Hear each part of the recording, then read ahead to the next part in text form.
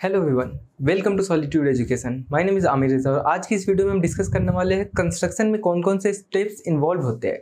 अगर जनरली लोगों के हिसाब से देखा जाए तो कंस्ट्रक्शन का मतलब क्या मानते हैं वो कि कोई भी चीज़ को बिल्ड करना, लेकिन हम इंजीनियर्स हैं तो हमें उस हिसाब से सोचना होगा कंस्ट्रक्शन का मतलब इंजीनियरिंग के हिसाब से क्या होना चाहिए। तो उसमें बहुत सारे स्टेप्स इन्वॉल्व होते हैं, चाहे वो हमारा स्टेप्स स्टार्ट हो हमारा साइट सिलेक्शन से लेके और फिर हमारा फाइनल इंस्पेक्शन तक का स्टेप्स इन्वॉल्व होता है एक कंस्ट्रक्शन में। ठीक है, तो बहुत सारे स्टेजेस है, हमें सब जानना होगा, बट इन सभी स्टेजेस को हमने एक कुछ 5-6 पार्ट्स में डिवाइड कर रखा है जो कि मेन होता है, जो कि जानना हर एक इंजीनियर के लिए बहुत इंपॉर्टेंट होता है। क्योंकि साइट पे जब भी आप जाओगे तो आपको जब भी कोई सीनियर आता है, इंस्पेक्शन होता है, तो आपसे पूछ लिया जाता है कि आप कौन से स्टेप्स में हो अभी, तो आपको वो चीज़ें पता होनी चाहिए कि आप कौन से स्टेप में हो। तो वो सारी चीज़ें आप जान जाओगे तो आपको बहुत अच्छा रहेगा, आपको कोई भी प्रॉब्लम नहीं होगी।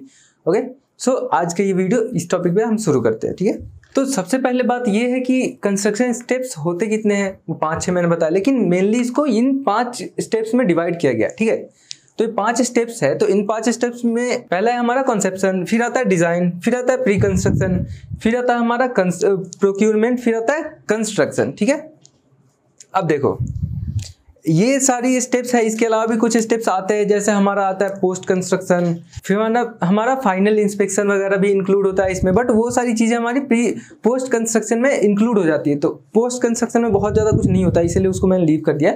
हमारा मेनली कहाँ तक है, कंस्ट्रक्शन तक है। ठीक है, तो आपको यहाँ तक जानना है और यहीं तक हम आज डिस्कस भी करने वाले हैं। ये सारे जो 5 स्टेप्स है वो उनके बारे में हम जानेंगे। तो स्टार्ट करते हैं हम सबसे पहले कॉन्सेप्शन से। इसमें क्या होता है, इसमें जो होता है कि सबसे पहले जो भी हमारा क्लाइंट है उसने जो डिज़ाइन सोचा होता है अपने माइंड में, वो सोचता है। यहाँ मतलब कहने का मतलब ये, यहाँ पे आपका एक डिज़ाइन बेस क्लाइंट सोचता है कि हाँ मेरे को ये फैसिलिटी चाहिए, मेरे को ऐसा एक कुछ भी बिल्डिंग चाहिए, कुछ भी कंस्ट्रक्शन करवाना है। ठीक है, तो ये कॉन्सेप्शन स्टेज में वो होता है। जैसे यहाँ पे आप पढ़ोगे तो यहाँ पे लिखा गया है planning and development sometimes called project conception. Planning and development में क्या होता है भाई, आप प्लान बनवा रहे हो, मतलब प्लान कर रहे हो कि क्या चाहिए, कैसे चाहिए, वो सारा कुछ। उसका दूसरा क्या आता है कि project conception is very beginning of the construction project. Beginning में क्या होता है हमारा, पहले तो हम सोचते हैं, फिर हम ये पता लगाते हैं क्या वो पॉसिबल है नहीं है, वो सारा कुछ, फिर हम प्लानिंग करते हैं, डिजाइन वगैरह वगैरह सारा कुछ। ओके, अब यहाँ पे देखो, the owner initiate the idea and gather his team of expert. Expert में कौन कौन सा है, डिजाइन, कॉन्ट्रैक्टर का एक्सपर्ट और ट्रेड्स का एक्सपर्ट। ओके, उसके बाद the team decided whether or not the project is feasible and if they can realistically complete it within the desired time frame. कहने का मतलब ये है कि जब भी कॉन्सेप्शन का फेज आता है उसमें हमारा क्या होता है, जो क्लाइंट होता है वो सबसे पहले अपना इमेजिन करता है प्रोजेक्ट क्या है, फिर उसके अब प्रोजेक्ट अगर मैं क्लाइंट हूँ, मैंने इमेजिन कर लिया, तो मुझे क्या करना है, मुझे उस प्रोजेक्ट को अब ज़मीन पे उतारना है। तो ज़मीन पे उतारने के लिए मुझे क्या करना होगा, सबसे पहले जो एक्सपर्ट्स हैं उन फील्ड के, हमें उनसे कांटेक्ट करना होगा कि हाँ आप एक्सपर्ट हो, आप हमें बताओ ये कैसे काम होगा, पूरा प्रोसेस कैसे कंप्लीट होगा। तो उसके लिए प्रोसेस में क्या क्या हमने इंक्लूड कर दिया, डिज़ाइन के एक्सपर्ट को, कंस्ट्रक्शन के एक्सपर्ट को यानी कॉन्ट्रैक्टर को, और ट्रेड्स को। ठीक है, ट्रेड्स में क्या आएगा, अपना मटेरियल वगैरह वाले वो सारे आ जाएंगे। हो गए, आपको ये ध्यान रखना है। अब यहाँ पे देखो, हमने इनिशिएट किया, हमने डिस्कस किया हमारे जो भी एक्सपर्ट्स थे उनसे, अब वो हमें बताएंगे कि ये पॉसिबल है या नहीं है। अब हम ऐसा तो नहीं कि कुछ भी सोच ले वो पॉसिबल ही हो, नहीं। बहुत कंस्ट्रक्शन एक ऐसी फील्ड है जहाँ पे हम पॉसिबल करते हैं चीज़ों को, बट बहुत सारे केस में क्या होता है कि वो पॉसिबल नहीं हो पाता है, तो हमें वो सारा चीज़ ध्यान रखना होता है। जनरली पॉसिबल ही होती है चीज़ें, बट एक बार को आपको ध्यान रखना है ये चीज़ें। तो ये चीज़ हो गई आपको, ये मतलब कहने का मतलब ये कॉन्सेप्शन में आपका डिज़ाइन, मतलब आप स्टार्ट भी करते हो सोचना कि आपको चाहिए क्या, फिर आप कॉन्टैक्ट भी करते हो आपके एक्सपर्ट से, उसके बाद आप के जो एक्सपर्ट होते हैं उससे आप डिसाइड भी करवाते हो कि हाँ ये टाइम लिमिट में कंप्लीट हो पाएगा नहीं हो पाएगा, क्या होगा नहीं होगा, वो सारा कुछ एक ही बार में आप डिसाइड करते हो। सेकेंड स्टेप हमारा क्या था, वो था डिज़ाइन। अब डिज़ाइन का स्टेप देखो, डिज़ाइन में हमारे पास क्या है, the design process is where the impossible dream of your client meet what is doable. मतलब है कि डिज़ाइन वाले में सबसे पहले क्या होता है, जो क्लाइंट का हमारा ड्रीम होता है, जो ड्रीम ऑफ योर क्लाइंट, ये हमें पता लग पाता है कि हाँ ये एक्चुअली में पॉसिबल है या नहीं है। अब मान लो कोई ऐसा डिज़ाइन है, ड्रीम है जो पॉसिबल ही नहीं है, कैसे हो पाएगा। अब वो कह दे, हमारा क्लाइंट कह दे कि हाँ बस हमारे पास ये मतलब ऐसे एक कॉलम देके या 2 कॉलम देके उसके बाद एक ऐसा कैंटिलीवर बना दो, पूरा का पूरा छत, नहीं हो पाएगा ना, पॉसिबल नहीं है। तो वैसे ही हमें ध्यान देना होता है कि हाँ जो क्लाइंट कह रहा है वो पॉसिबल है या नहीं है, वो सारी चीजें हमें डिजाइन में पता लगता है। अब दूसरे में क्या होता है कि जब आपने एक बार को रियलिस्टिक बना दिया प्रोजेक्ट को कि हाँ आपका जो प्रोजेक्ट है वो कंप्लीट होगा, वो रियलिस्टिक है, वो जमीन पे आ सकता है, तो उसके बाद हम क्या करते हैं, हम करते हैं उसको फर्स्ट टाइम आपको वहां पे देखने को मिलता है कि प्रोजेक्ट दिखेगा कैसा। कहने का मतलब है प्लान आपका, एलिवेशन, 3D व्यू, वो सारा कुछ आपको डिजाइन वाले सेक्शन में मिलता है। यहाँ पे आप देखोगे तो you got to see that what the project will look like when it is finished. यानी कि जब आपने सुना होगा कि मेरे को वॉक थ्रू चाहिए मेरे बिल्डिंग का, मेरे को एलिवेशन चाहिए, मेरे को 3D व्यू चाहिए, तो उसमें क्या होता है हम क्लाइंट को ये प्रोवाइड कराते हैं एक व्यू कि हाँ जब भी आपका प्रोजेक्ट कंप्लीट हो जाएगा तो आपका प्रोजेक्ट दिखेगा कैसे एग्जैक्ट में, ठीक है। तो वो चीज़ें कहाँ होती है आपको ये डिज़ाइन वाले सेक्शन में ही पता लगेगा कि डिज़ाइन वाले सेक्शन में आपको कैसा दिखना है, कैसा वॉक थ्रू है, वो सारा कुछ आपको देखने को मिलेगा। ओके, ये थी डिज़ाइन की सेक्शन। फिर अगर आगे बात करें तो हमारे पास नेक्स्ट सेक्शन क्या था, हमारे पास था प्री कंस्ट्रक्शन का। अब यहाँ पे देखो प्री कंस्ट्रक्शन में आप क्या करते हैं, प्री कंस्ट्रक्शन में होता है कि आप कंस्ट्रक्शन के फील्ड में अब इंटर कर चुके हो, यानी कि अब स्टार्ट करने वाले उस फेज में आप इंटर कर चुके हो, ठीक है। यहाँ पे देखो this is getting ready to start building phase. Okay, तो बिल्डिंग में स्टार्ट करना है आपको बिल्डिंग कंस्ट्रक्शन यहाँ पे आपको, ठीक है। तो प्री कंस्ट्रक्शन क्या है, सबसे पहले तो आपने एक्सेप्ट किया आपका बिड जो भी है कॉन्ट्रैक्टर कंपनी से या कॉन्ट्रैक्टर से जो भी है व्हाटएवर, ठीक है, आपने एक्सेप्ट किया।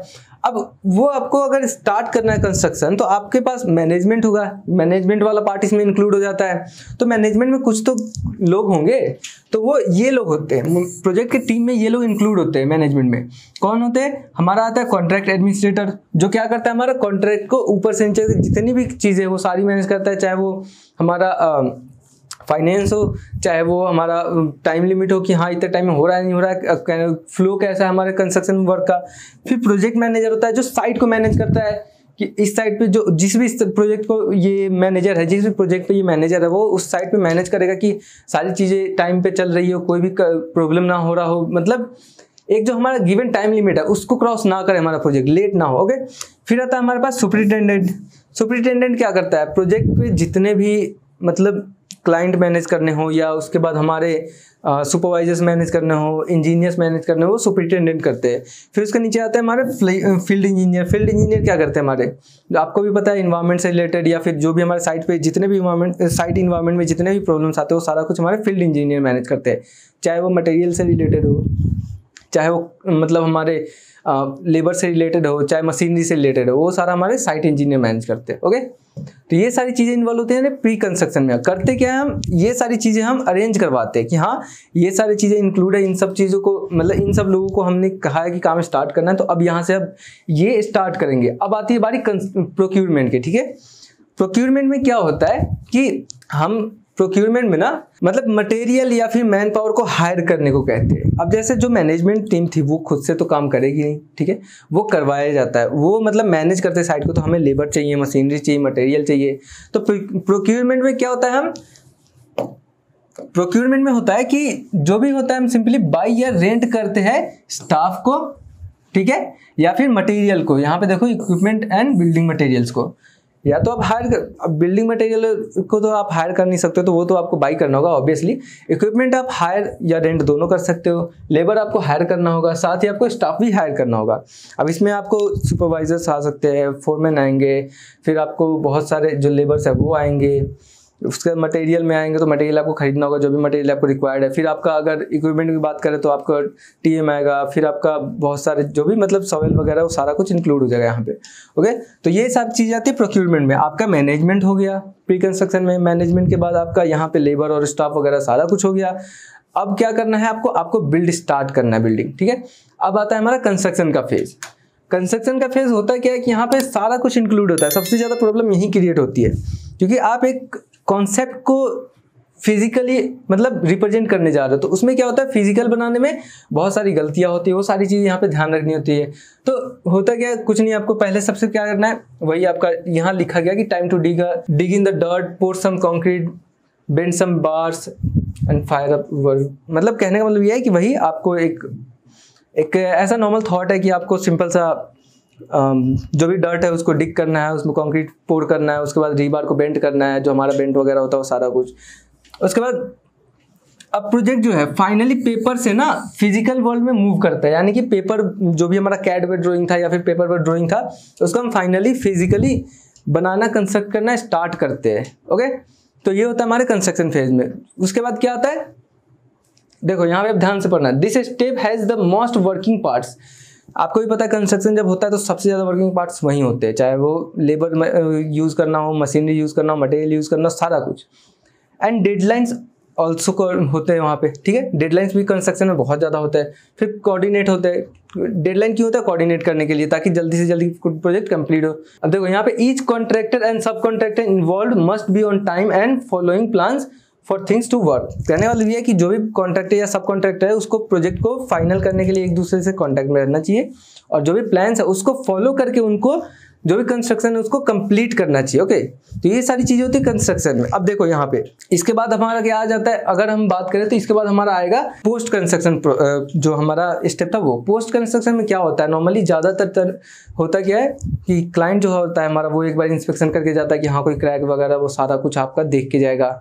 उसके बाद ये यहीं पे नहीं रुकता, यहाँ पे ना गवर्नमेंट की भी इंस्पेक्शन होती है। कई जगहों पे आप देखोगे कि क्लाइंट बनाता है घर, क्लाइंट इंस्पेक्शन करके चला जाता है, फिर गवर्नमेंट के आते हैं इंस्पेक्शन वाले, फिर वो इंस्पेक्शन करके जाते हैं, तब आपका अप्रूव होता है, तब आप उसमें मूव इन कर सकते हो। तो ये सारी चीज़ें इन्वॉल्व होती है हमारे कंस्ट्रक्शन के स्टेप्स में, ठीक है। तो ये सारी चीज़ें आपको ध्यान रखनी है। तो ये आज की वीडियो में यही टॉपिक था। अब मिलेंगे हम नेक्स्ट वीडियो में कुछ अलग टॉपिक के साथ, ठीक है। तो वीडियो को लाइक कर दे और चैनल को सब्सक्राइब कर ले। साथ ही अगर आप किसी भी तरीके की एग्जाम की प्रिपरेशन कर रहे हैं या कुछ भी, या सॉफ्टवेयर आपको सीखना हो, चाहे वो ऑटोकैड हो, 3ds मैक्स हो, या फिर रेविट, या किसी भी स्ट्रक्चर का सॉफ्टवेयर सीखना हो, तो आप हमारे जो एप्लीकेशन है सॉलिट्यूड एजुकेशन उसको डाउनलोड कर सकते हैं। और वहाँ पे आपको सारे जितने भी ISO सर्टिफाइड है, सारे के सारे ISO सर्टिफाइड सॉफ्टवेयर आपको मिल जाएंगे सीखने को। सो मिलते हैं next video, till then thank you.